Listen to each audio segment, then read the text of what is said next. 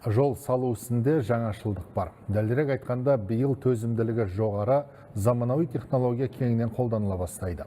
Мамандар жол құрылысына арналған 79 жаңа материалда алдын ала зертханалық сынақтан өткізген. Енді іс жүзінде сынап көрмек. Жол құрылысындағы тың әдістер жайында тілшіміз айтып берсін.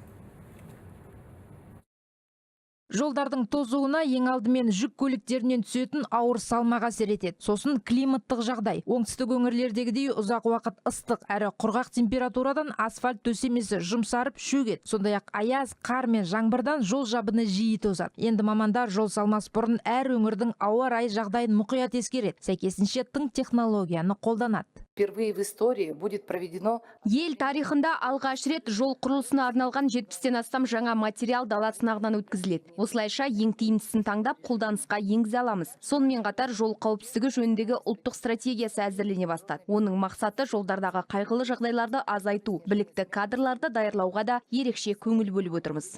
Жол салушылар біздің елде суперпейв, яғни суперасфальт технологиясына біртіндеп бет бұрғанын айтады. Әсіресе климаты қатаң елдер бұл технологияның пайдасын мойындап үлгерді. Оның мәні жол жамылғысының қолайсыз температура салдарынан жарылуына жол бермейді. Есесіне күре жолдарды күтіп ұстауға кететін шығын бірнеше есе үнемделмек. Биыл алғашқы 7 жол учаскесі дәл осы әдіспен салынады. Сондай-ақ автокөлік көпіріндегі ақауды анықтайтын жылдам диагностикалау мобильді кешен іске қосылды. Оның ерекшелігі тіпті көзге көрінбейтін олқылықты байқай алатынында. За несколько минут бұл әдіс көпірлердің жасырын ақауларын, жол қозғалысын тоқтатпай, әрі арнайы ауыр техниканы қолданбай-ақ бірнеше минутта анықтауға мүмкіндік береді. Жүйе түрлі датчиктерден тұрады. Олар көпірдің тербеліс жиілігі, деформация өлшемі секілді мәліметтерді жинақтап, нысанның эксплуатациялық жай-күйін білуге мүмкіндік береді.